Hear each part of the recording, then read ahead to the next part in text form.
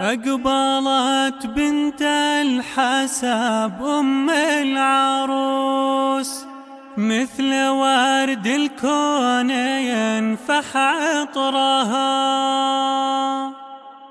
أم موسى نورت أم العروس، السنافية اللي غالي قدرها.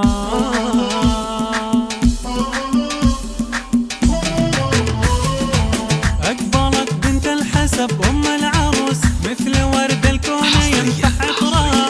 أم موسى نورت أم العروس، السنافية اللي غالي قدرها. كفها ينسب إليها كل جود، والنوايف كلها تحت أمرها. والمعالي في فعايلهم شهود، اللي يذهب المكارم أمرهم.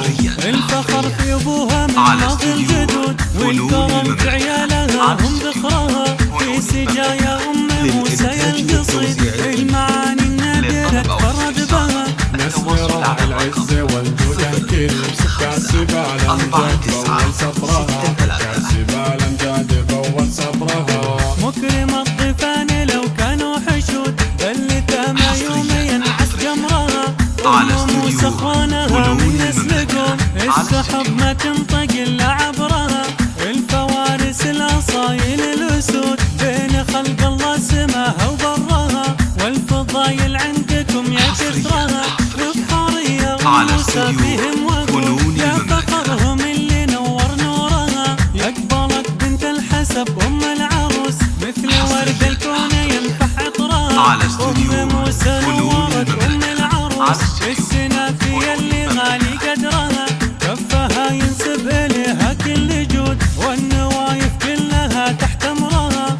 والمعالي في فعايلهم شهود، اللي يذهب المكارم أمرهم. الفخر في أبوها من ماضي الجدود، والكرم في عيالها هم ذخرها. في سجايا أم موسى القصيد، المعاني النادرة تفرد بها.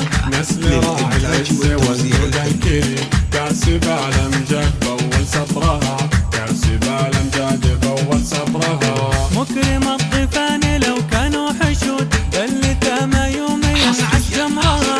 أم موسى اخوانها من نسلكم، السحب ما تنطق الا عبرها. الفوارس الاصايل الاسود، بين خلق الله سماها وبرها. والفضايل عندكم يا كثرها، وبفخارية موسى فيهم وقود، يا فخرهم اللي نور نورها. يا فخرهم اللي نور نورها.